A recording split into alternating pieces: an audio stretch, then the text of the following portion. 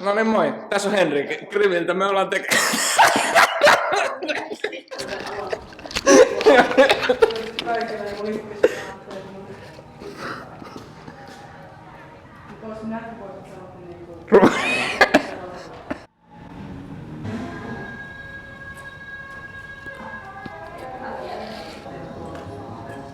Mitä tämä voi olla näin vaikea?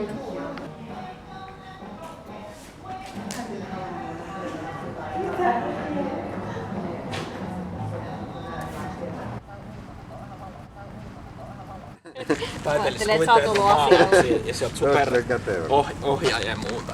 Ajattelin miten hyvä on esimerkiksi ne ninja tässä näin, ja sitten sillä on horisontaalisen sommi täällä. Ai, vanha.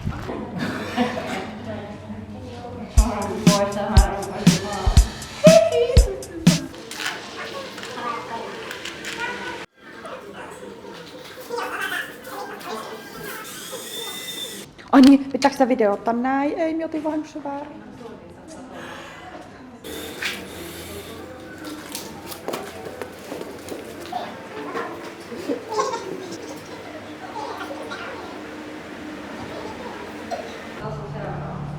Joo.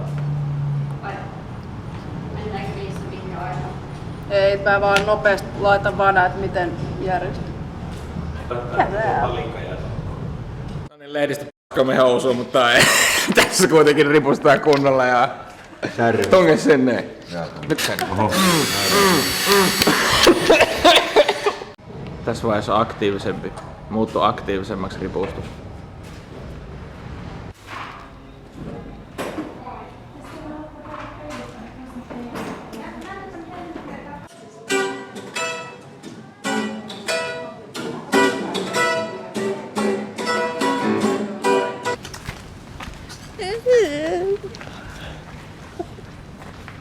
Naapurigalleriasta löytyi Henrik Härkösen alkuperäinen leikattu torso. Pienyhdistys on vieraissa osuuskunnan tiloissa. Piengalleria piengalleriassa.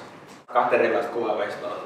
Eli enemmän perinteiseen viittaava, missä on tunnistettava figuuri, mutta edelleen ollaan niin modernissa ja sitten tekstuurin ja materiaalisuhteen myös postmodernissa ottaa huomioon ympäristön, koska sitä ei mitenkään viime.